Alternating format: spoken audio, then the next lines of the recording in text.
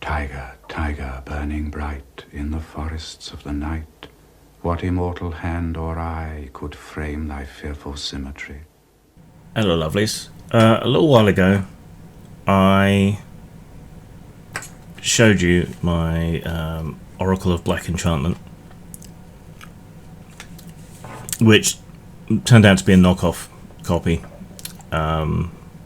of an actual proper version, which I now have, thanks to a generous patron. They are much larger cards. I talked a little bit about using divinatory cards back then as inspiration in your tabletop games. So I thought I'd revisit that because some people asked a few questions in the comments there, and it seemed worthwhile to come back and look at it again. But before I proceed, the intro to this video that you just saw is a reference to Zenith Phase 1 by Grant Morrison. It is not anything Nazi, which came up last time I talked about that. It's me paying homage to a very influential comic, that's all. Anyway, so this is not a tarot deck. This is what they call an oracle deck. The proper version is much bigger and came with some informational cards and bits and pieces about this fictional witch, Mildred Payne, who supposedly created this deck, which I thought was interesting. You know, it's fun playing around with fiction like we are when we make games. What I particularly like about these cards, as I think I mentioned before, is the kind of woodcut, woodblock imagery, which, if you're going to use your cards for game inspiration, is obviously very useful for anything set in that appropriate sort of period, you know, 15th, 16th century. So, for me, these are perfect for Lamentations of the Flame Princess, even Warhammer, anything that sets itself in the same sort of period. Streets of Peril as well, probably. Anything that is, or is kind of sort of set in that period. Cadwallon as well, perhaps, though they have their own version. But as you can see better on these ones because they're so much bigger, there's a lot of very evocative, interesting imagery, which is very good for something like Lamentations in particular, because there's a lot of demons and witches and strange plants and strange beasts and other oddities going on here. But yeah, we went through those before, so I won't belabor the point there, just to say thank you to the person who let me get the legit copy, which was expensive, but I think overall worth it. Now, I have collected a lot of tarot decks and oracle decks precisely because I find them useful in coming up with ideas for games. Now, a lot of them are based on the Rider-Waite tarot deck, so all they really do is differ in imagery.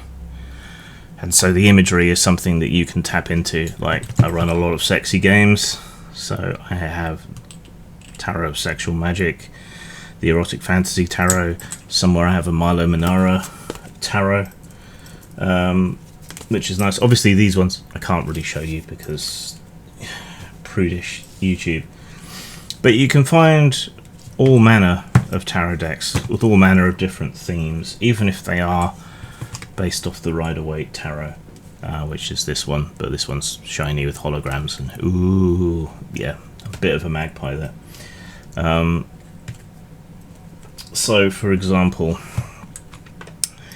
if you're running a steampunk game, then a steampunk tarot is going to be useful to you, or a steampunk adjacent game. And of course, even if it is mostly a sort of standard Rider-Waite tarot deck, the imagery and the things that you might see on the cards will grant different kinds of inspiration depending what you're thinking about. Yeah. So each of these has its own style and draws different things to mind. And there are so many tarot decks out there because I think a lot of people use them as like an artistic exercise. Can I produce this many cards on a theme and have it stay a cohesive whole with like a through line going through it all? Yeah, so I think a lot of them are out there, commercially sold, either with or without the artist's permission. You can also find a lot of people do them as an art exercise on DeviantArt or wherever else. So even if you don't have a physical card deck, you can have an artistic one. This one is called the Eldritch Overload Tarot, which I got because it kind of looked a bit cyberpunky. But when you really sort of get into the imagery and so on, it's a bit more Shadowrun, so not of as much use to me, save that it's a very pretty deck in neon colours and so on, which I quite like. It's still somewhat suggestive and useful for Cyberpunk. Of course, Cyberpunk 2077 had an in-game tarot, even if it was largely limited to the major arcana. I think unless anything's changed, I think they've missed a trick by not putting out a Cyberpunk 2077 tarot deck, because I would buy that in an instant. One of my eternal regrets is not having the Mage the Ascension tarot deck, because I just couldn't have afforded it at the time. Other examples, this one's meant to be it's called the Light Visions Tarot. It has very dark, mystical, sort of horror imagery, Barker-esque in some ways, you might say. So, you know, I like horror games, so I find this kind of thing useful for that. But again, you can find just about any theme of tarot deck you care to find. I've got an Adventure Time tarot deck somewhere, so if they ever come out with the non-5th edition version of the Adventure Time RPG and I buy it, I will have a tarot deck there for inspiration, which will be nice. This one is called the Mystic Mondays Tarot. It's a deck for the modern mystic. And it's, again, I'm drawn to the more striking graphical imagery on some decks. Those are the kind I tend to prefer. So here we have somewhat flat art using shapes and colours to delineate. I find this one interesting and fascinating because of that. It does have a very modern, sort of a simplistic, artistic, graphical feel to it, which I quite like for modern games, which aren't necessarily horror. So, you know, if you're running something investigative or slightly weird, Triangle Agency might be good inspiration there for that. But otherwise, it's a pretty conventional tarot. Ideally, while you're looking for decks, you're going to be looking for ones that have individual art for every card, even the suits, because that way you get a lot more imagery and you can draw on the imagery while you're deciding what the cards mean. Whereas if you're just confronted with 10 swords arranged like a regular card deck for the 10 of swords, it's not particularly inspirational. You run into 10 swords? I don't know. This one's a tattoo deck, and these are very old school sort of sailor style tattoos. So if I were to run, I don't know, Grey Caesar Dreaming of My Death, this is probably the one I would use for inspiration, even though a lot of it is exactly what I was talking about where the suits aren't particularly visually distinct. Now, in regular tarot, you know, even the suit cards all have their own specific individual meanings, but you don't really have to worry about that when we're talking about game inspiration, right? You're not reading someone's fortune. Not that I believe in any of that stuff anyway, but you're not doing that. You're specifically not doing that, so you don't have to worry about what the actual meaning of the cards is supposed to be. You can just go with whatever you intuit or feel or draw from the imagery on the card while you're looking at it. This one is the Dark Woods Tarot, which I'm going to use as a bridge to the next cards. And again, this has a pretty dark, graphical, mystical feel to it. Obviously, with a emphasis on woodlands. It also has a bit of a fairy tale sort of feel to a lot of the cards.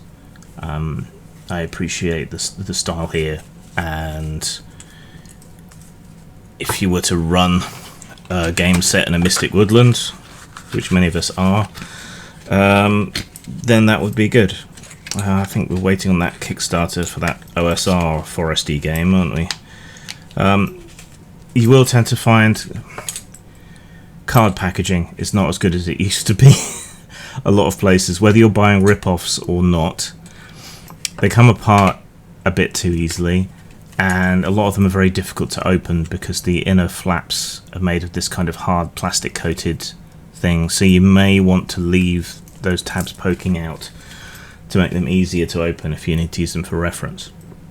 Okay, so that was still a standard tarot deck, but there are tarot decks out there that aren't actually tarot decks. They are oracles or vision cards, or similar ideas to that, and so we can get something different there. Like this is another forest themed one, which is why I chose it, but it has different meanings for things, so you don't necessarily see all the same familiar cards. You might see the hooded man, could be a wizard, could be Odin, could just be a man in a hood, could be the ferryman, you know.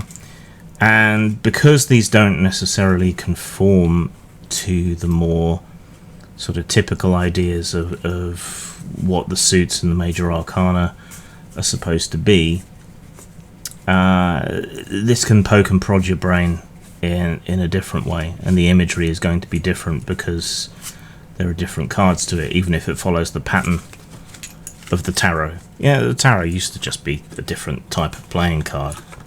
Quite how it ended up being the divinatory card, I'm not sure. You can apparently read fortunes with a regular card deck as well if you want, but I think the extra ones, the major arcana, are what really make the tarot so interesting.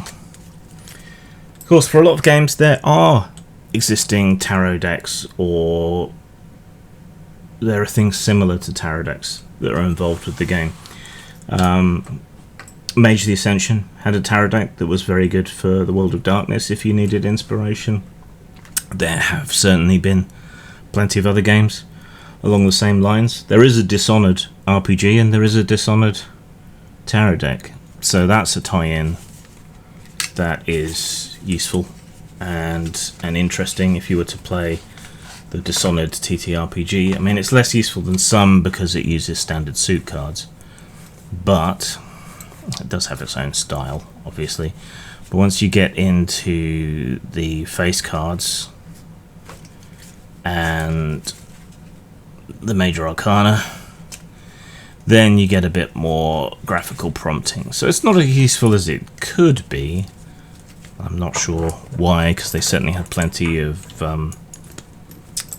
art and design assets associated with the game. So even if it's not as useful as it could be, it is still useful and it is thematically appropriate. He says, struggling with the box.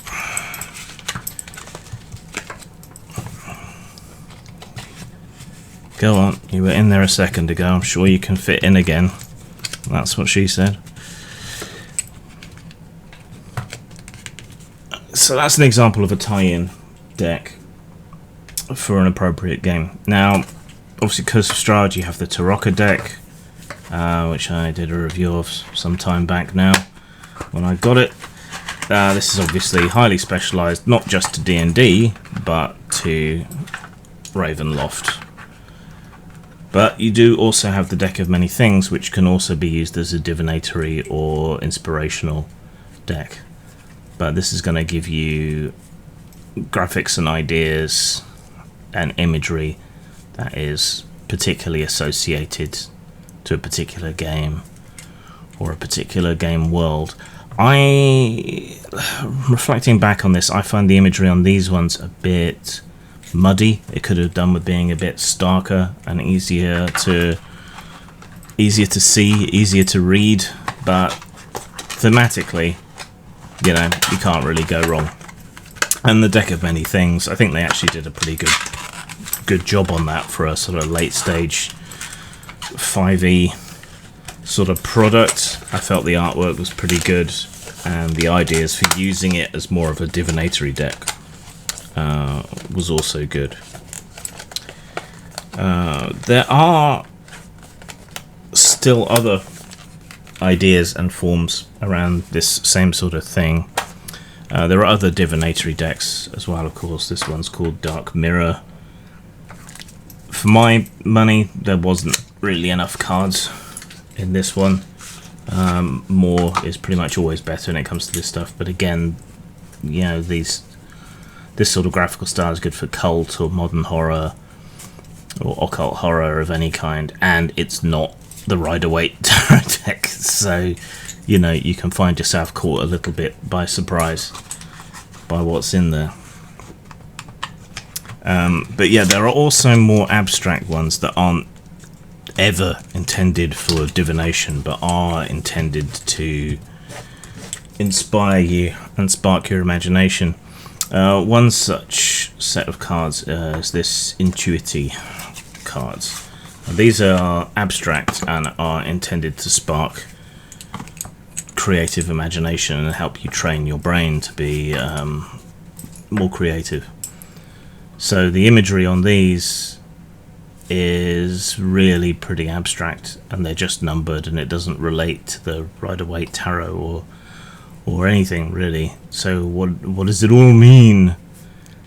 Who knows? That it's entirely up to you. But you know, what comes to mind when you look at something like, say, this? Okay, there's a ruin, and there's what looks like bird tracks leading away. Maybe some kind of flying monster has attacked a temple or something. Yeah. So these have no set meaning. They're just numbered, and they're pretty abstract, some more abstract than others, and it's about what it stirs in you that's important, not any real kind of set meaning, though they did include a handbook with ideas on how you're supposed to use it. There are all sorts of other decks out there. For example, this is a Japanese Hanafuda deck made by Nintendo, no less. And this is a whole different lineage of cards with their own images and their own meanings, and they're very nicely made, and I like them a lot.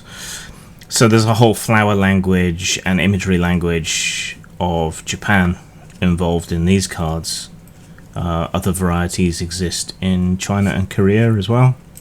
There's whole sets of games that would be unfamiliar to the Western mind that use Hanafuda cards, and I almost ended up using Hanafuda cards as a resolution method for Ronin, but I thought it was a bit much to ask people to buy a peculiar card deck that they'll probably never use for anything else just for that, and it would be a bit too much of a hurdle for people, so I went back to dice. But it's not the only set of playing cards that are different around the world. It's just I couldn't resist the packaging and the imagery and all of that sort of thing. These were popular a little while back, every bookshop seemed to have sets of them, and they're called Story Cubes. Rory's Story Cubes. The knockoffs can also be found. And the idea is that you roll these and then you can extract some sort of story out of them. So, I don't know, aliens have infested a house with insects. And they threaten the whole world if you don't deal with them. Or whatever. You could find story cubes on all sorts of themes and sets. They're a nice object. I don't know how thoroughly useful they are. And I've always been too afraid of getting them all mixed up to use them too much. But I have used them a little bit for short story prompts, things like that. Just for writing exercises.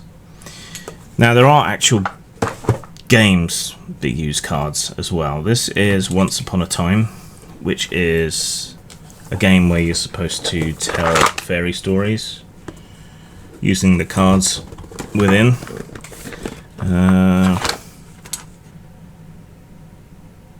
Yeah, created by Richard Lambert, Andrew Rillstone, who you might remember from Arcane, and James Wallace, who you might remember from Warhammer. As a game in and of itself, it's pretty delightful. And as a story engine prompt for certain kinds of games, it's also very useful. Packaging could have been better, but who am I to complain? Alright, so this comes with a whole bunch of cards, which I will now attempt to wrestle into some kind of order while you laugh at me.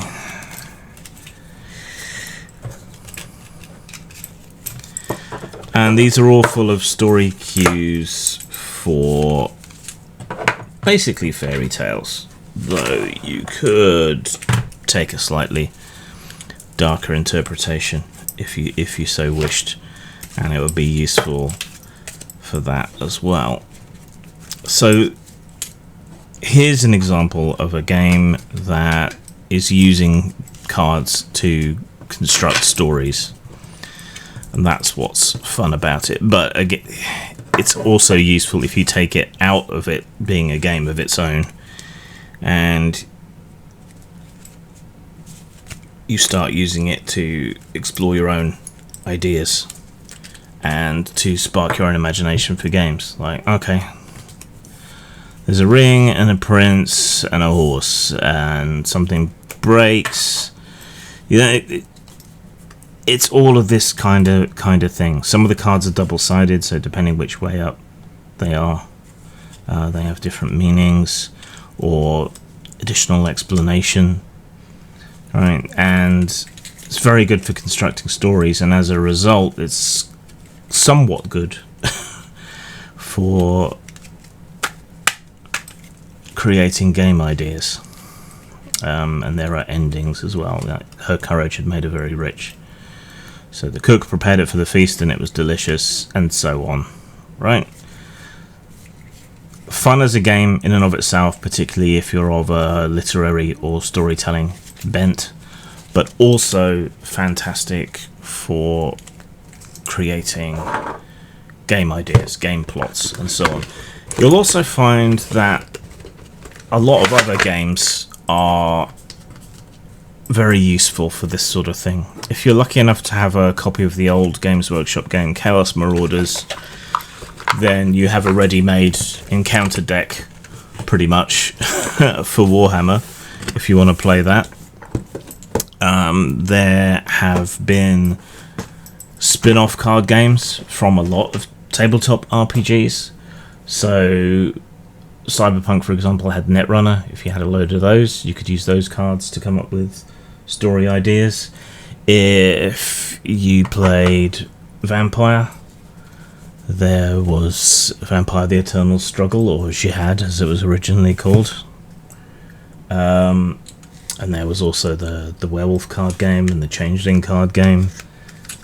You know, there were a lot of tie-ins because, you know, magic, so everyone was chasing the Magic the Gathering dollars at the time. And all of those can be useful as well. The Cthulhu card game is useful. You can basically rip any of these off that tie in or almost tie in to produce encounters or adventures or whatever else it is that you happen to want to do.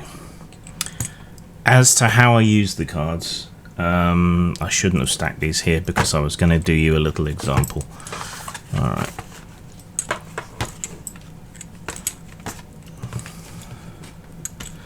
Let's pick a deck.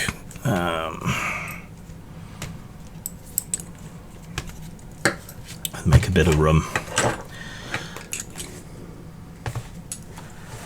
Alright, let's go with the Darkwood Tarot. Okay.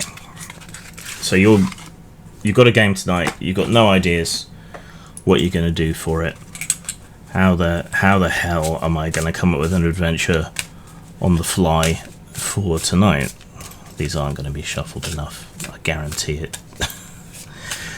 Though I have fiddled around with the decks before. Okay. Well, we'll do what we can. Alright, so we want, for an adventure, we want an inciting incident.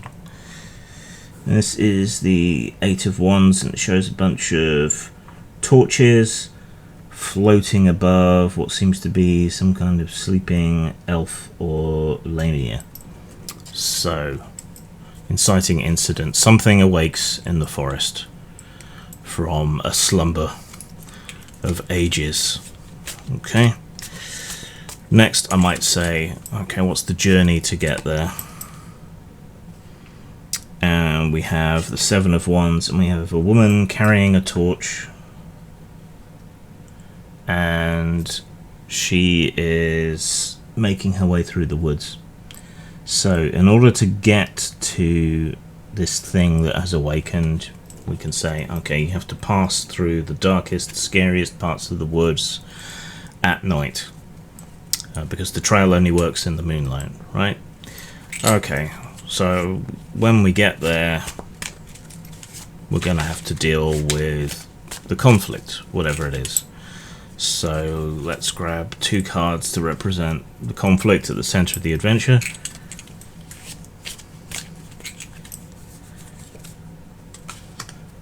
Okay, and we have a wolf and a Red Riding Hood sort of archer, and we have cups and snakes.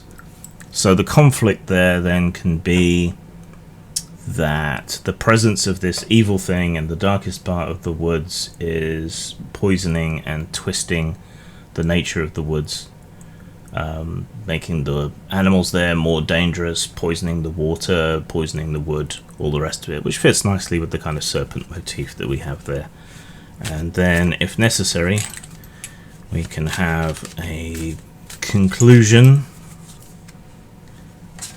which in this case is the King of Cups, who appears to be an elf with female entities emerging from his cup. So the local Lord of the Elves, who's apparently a bit of a perv who likes to summon sexy things, is grateful for you and grants you a reward, which cups typically represent wisdom, that sort of thing. In a lot of mythologies, wisdom or life, well, they've been perverted here. So there you go. A Lamia or some serpentine demon or something awakens deep in the forest and starts twisting the forest around her. You have to travel through the darkest, nastiest parts of the woods because the trail can only be followed at night.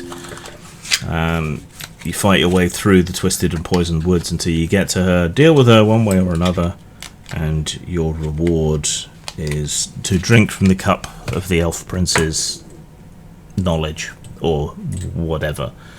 And that's just how you go about it. You don't have to worry about what the symbols actually mean, how you're supposed to interpret the cards. If you want to be poncy, You can twist as you shuffle, so some are inverted, so their meaning is reversed, that sort of thing. But you don't have to hold the oracles in high esteem, you don't have to believe in fortunes or anything like that. They are a ready, portable, customizable to an extent, because you can buy an appropriate deck, way to come up with an adventure on the fly. And that's roughly how I do it. And if you raid your board games and your card games and the other things that you happen to have around, I'm sure you'll find some inspiration too. Zang. The world is full of terrible erotica, exacerbated by the existence of the internet and the low barrier to entry. And no, it's not just men describing women in terms of how their boobies jiggle. Now you too can churn out cringeworthy, barely literate erotic nonsense with filthy shades cliché. 2 players, one the dom, one the sub, fill out bingo cards with awful, awful words and props, and then try to fit them into their purple prose over several rounds of foreplay, sex, and aftermath. Whoever scores the most by working their words into their florid gibberish wins.